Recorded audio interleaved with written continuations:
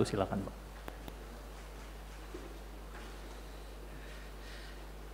Bapak Ibu, rekan-rekan wartawan yang saya hormati, Assalamualaikum warahmatullahi wabarakatuh.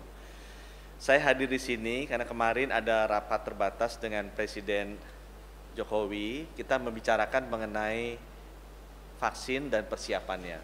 Kami diminta untuk mengupdate rekan-rekan wartawan mengenai progres kesiapan dari vaksin ini. Yang pertama ingin saya sampaikan, saya juga baru terupdate 4 hari ini sebagai Menteri bahwa sudah ada 507 tenaga kerja kesehatan yang wafat di masa pandemi COVID-19 ini.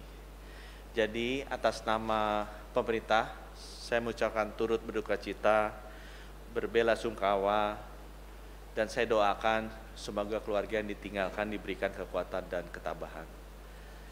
Rekan-rekan tenaga kesehatan ini adalah garda terdepan dari peperangan kita melawan pandemi COVID-19 ini, dan kami akan memastikan bahwa pemerintah melakukan segala sesuatu yang bisa kita perbuat untuk memastikan agar kedepannya pelindungan bagi tenaga kerja kesehatan ini bisa lebih baik lagi.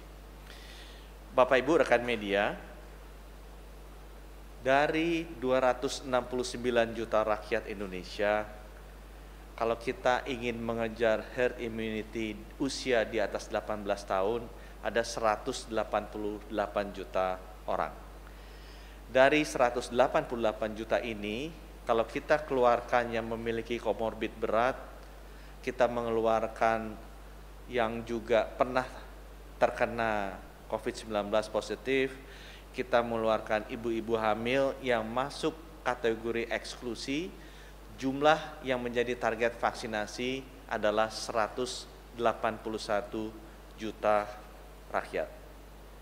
Dengan memperhitungkan bahwa satu orang membutuhkan 2 dosis vaksin dan juga memperhitungkan guidelines dari WHO bahwa kita mempersiapkan 15% untuk cadangan, maka total vaksin yang dibutuhkan ada sekitar 426 juta dosis vaksin.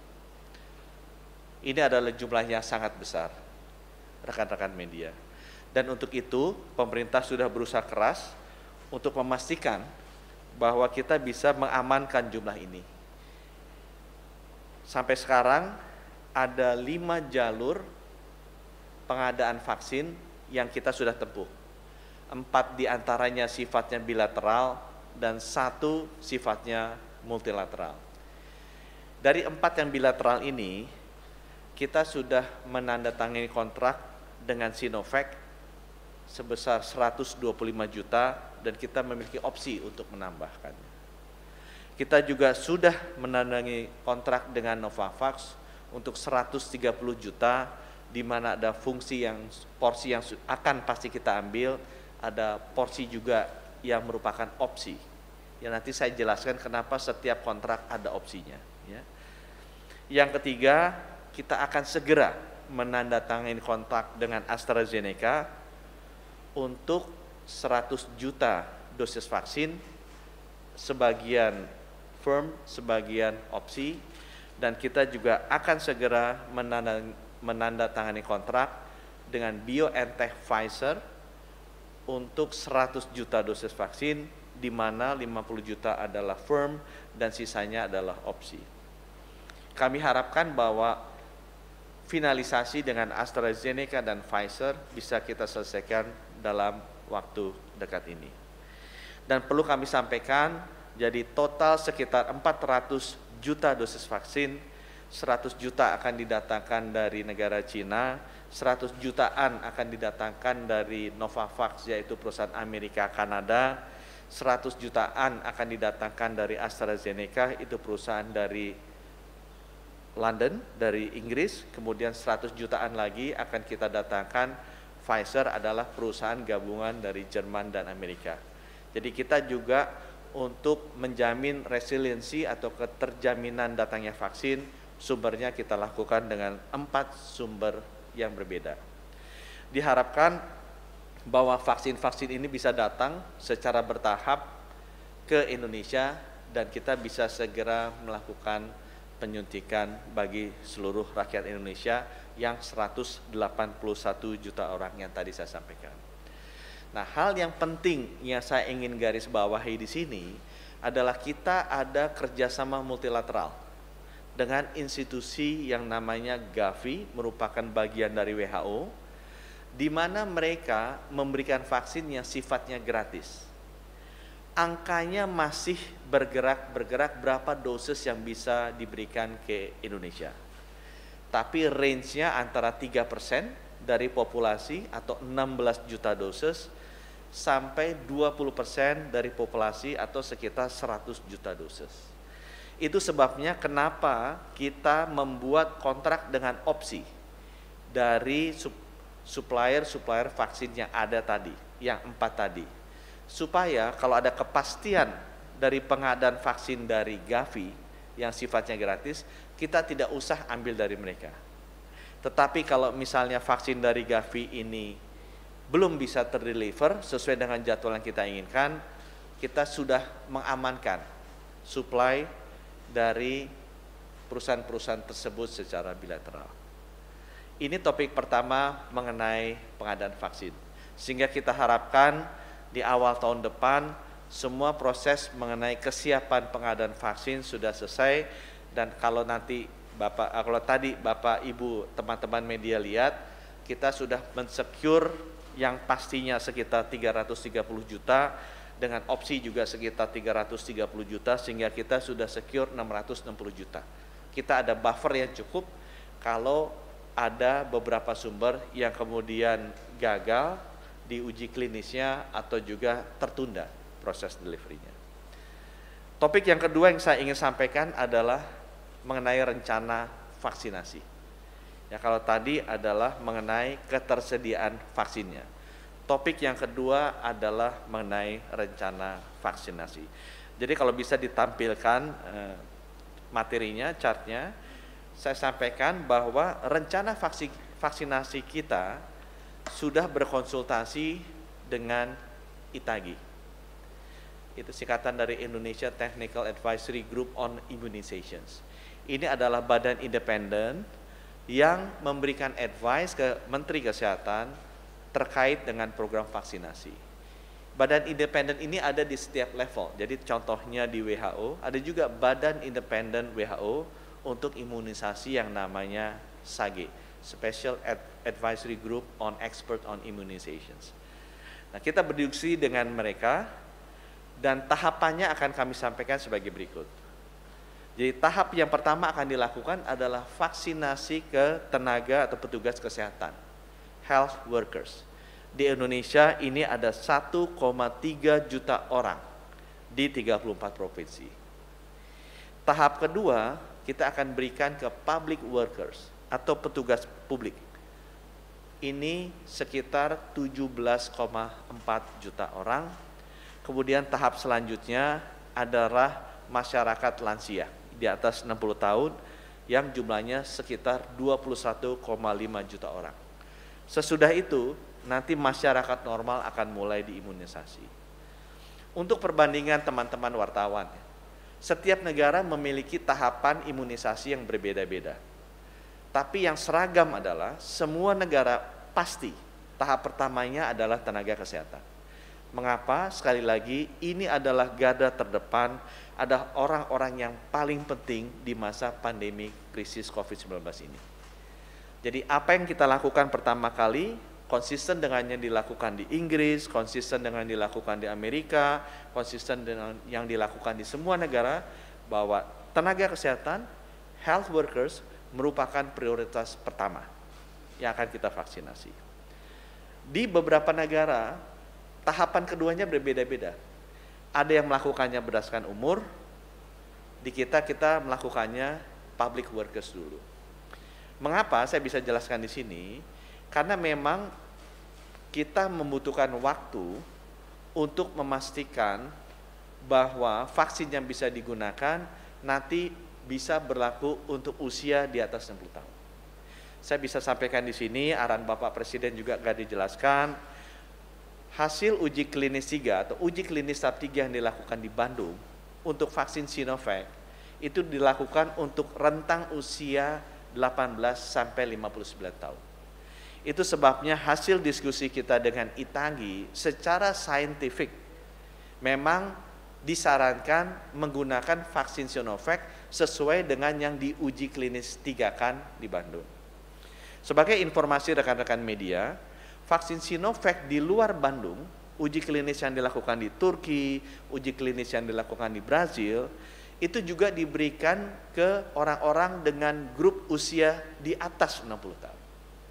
Kami sudah berbicara dengan BPOM untuk mengkoordinasikan hal ini, sehingga nanti BPOM akan melengkapi datanya sebelum mengambil keputusan akhir mengenai rentang usia yang bisa diberikan vaksin.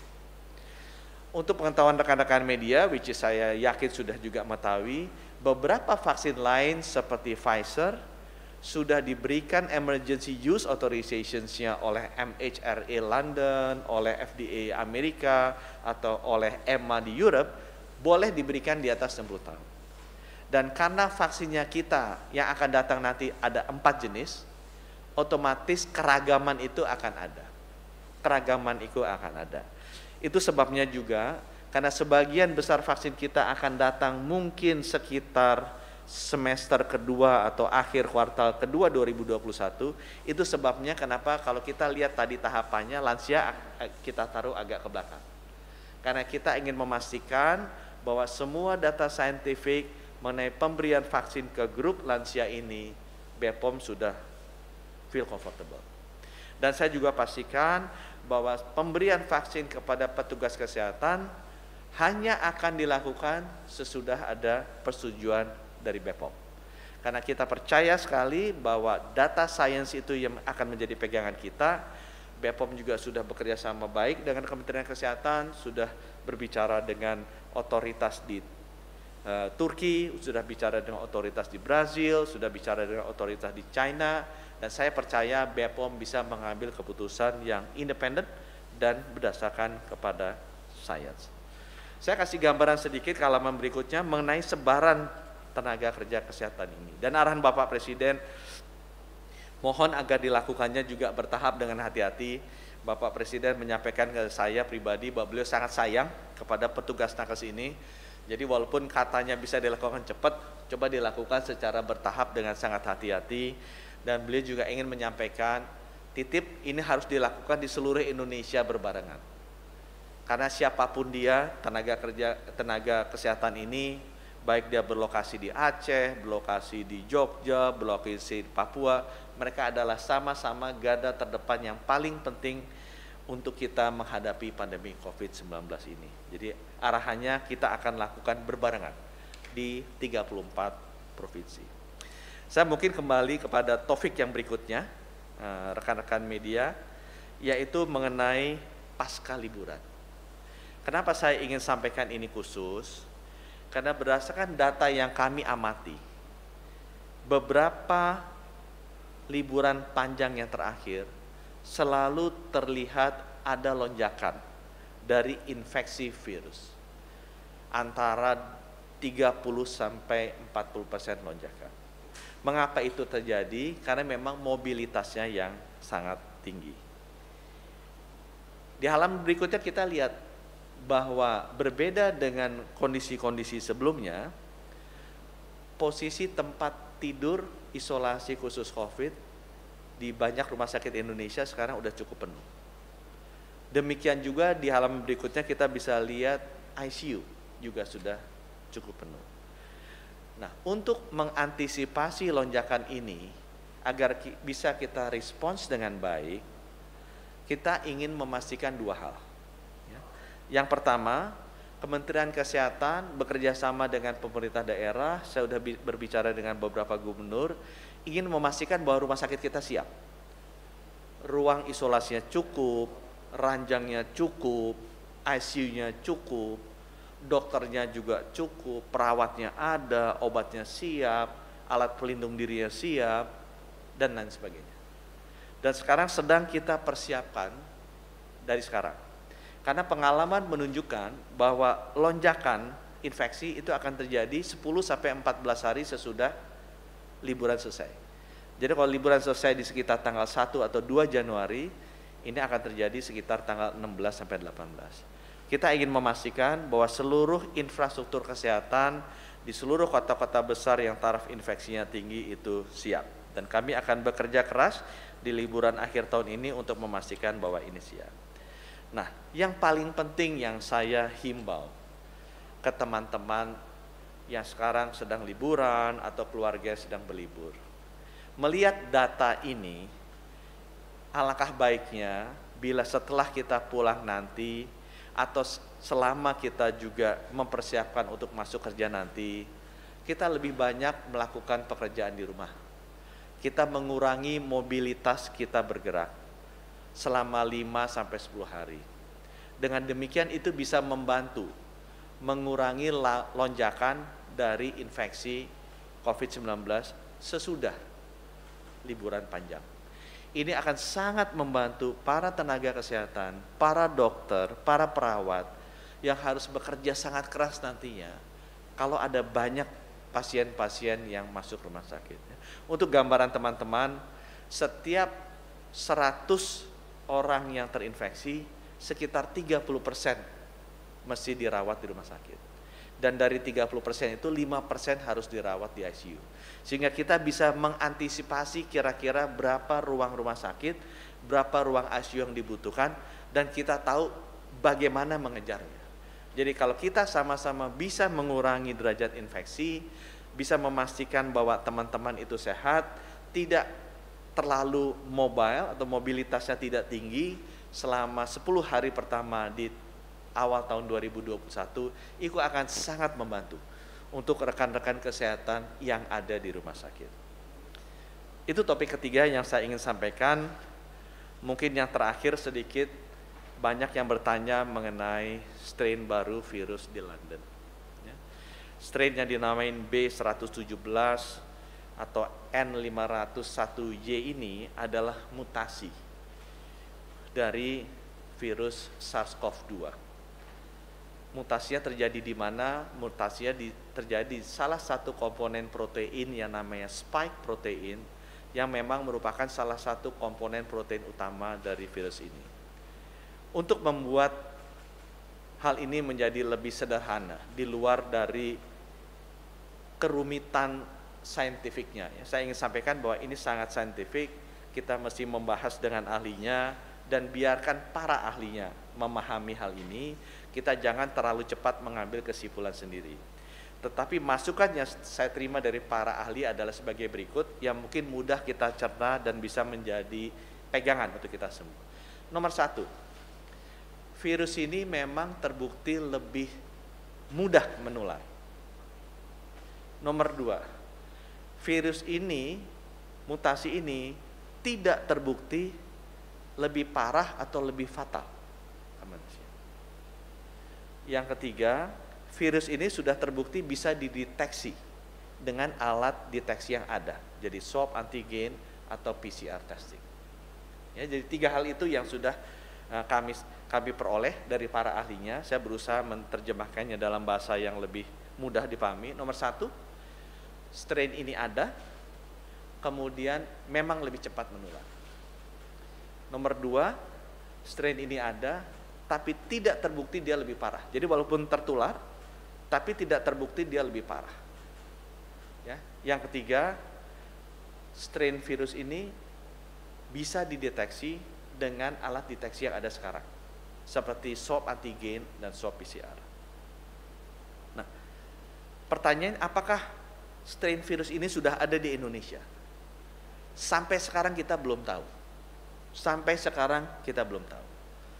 Karena untuk bisa mendeteksi strain virus ini harus dilakukan whole genome sequencing, harus di sequence genetic information dari virus ini.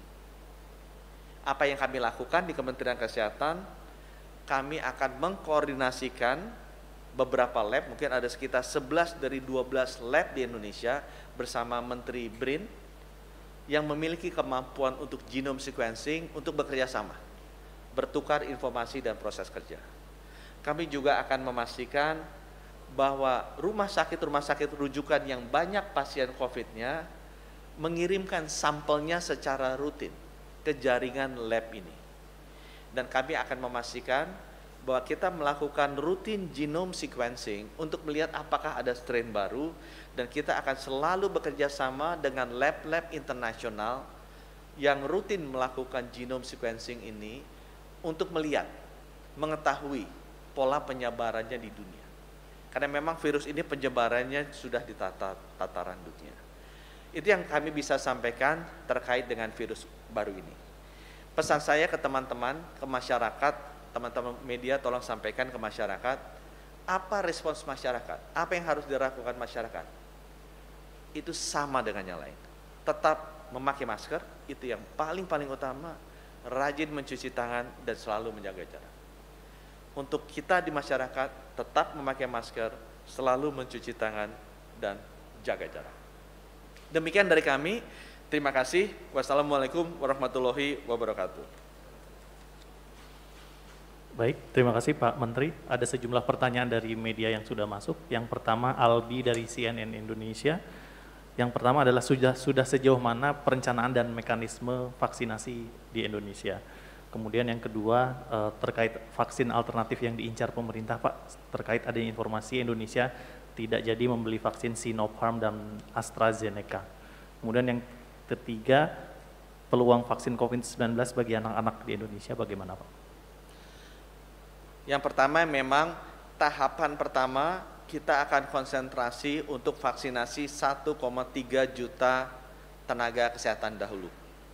Rencananya akan dilakukan dalam rentang waktu 1-3 bulan. Secara bertahap, jadi sebelum selesai 3 bulan kita akan mulai dengan yang tenaga publik. Jadi kita akan mulai dengan health workers dulu, kemudian nanti akan diikuti dengan public workers. Sesudah itu baru tahapan lanjutannya, sesudah ada konfirmasi dari BPOM bahwa vaksin ini bisa digunakan di lansia, masuk ke lansia. Baru kemudian ke masyarakat umum. Kalau ada pertanyaan tadi vaksinnya apa, tadi saya sudah sampaikan di sana. Kemudian yang ketiga tadi apa pertanyaannya? Peluang vaksin COVID-19 bagi anak Pak. Yang menentukan apakah vaksin COVID-19 bisa pakai di usia bawah, itu ada di BPOM. Kami sudah bicara dengan BPOM dan kami melihat di luar negeri seperti apa. Memang kebanyakan practices-nya di luar negeri, vaksin ini diberikan ada yang di atas 18, ada yang di atas 16. Tapi kembali lagi, wewenang untuk menentukan rentang vaksinnya ada di mana, itu tergantung dari hasil uji klinis tahap 3, sangat saintifik, dan itu nanti akan diberikan oleh BPOM. Pertanyaan berikutnya dari Ardila di Jakarta Post Pak.